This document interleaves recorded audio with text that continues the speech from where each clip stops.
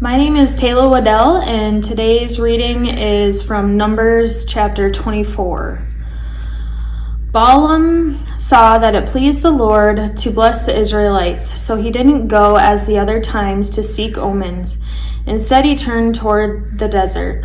Balaam looked up and saw Israel camping by tribes.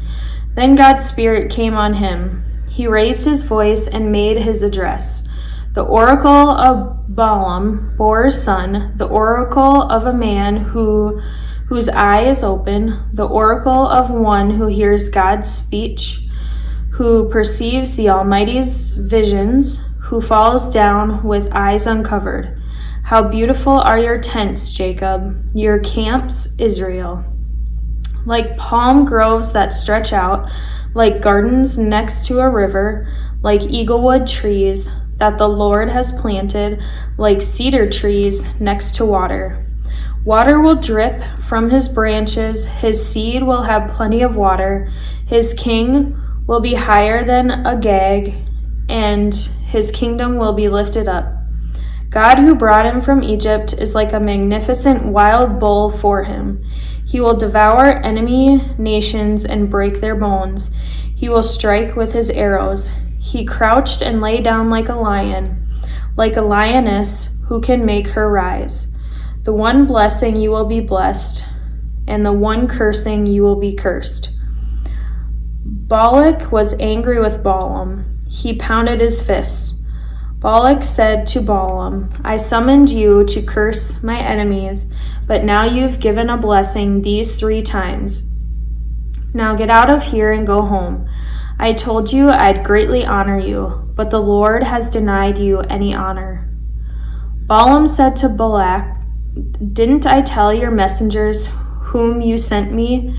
If Balak would give me his house full of silver and gold, I wouldn't be able to break the Lord's command for good or ill by my own will.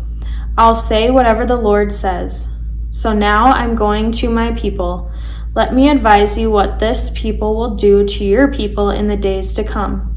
He raised his voice and made his address. The oracle of Balaam, Beor's son, the oracle of a man whose eye is open, the oracle of one who hears God's speech and understands the Most High's knowledge, who perceives the Almighty's visions, who falls down with eyes uncovered. I see him, but not now.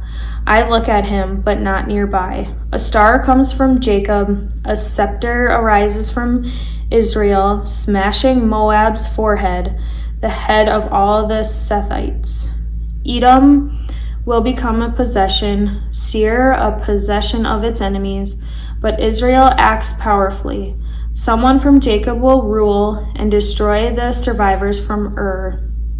He looked at Amalek and raised his voice and gave his address. Amalek is foremost among the nations, but its end is to perish forever.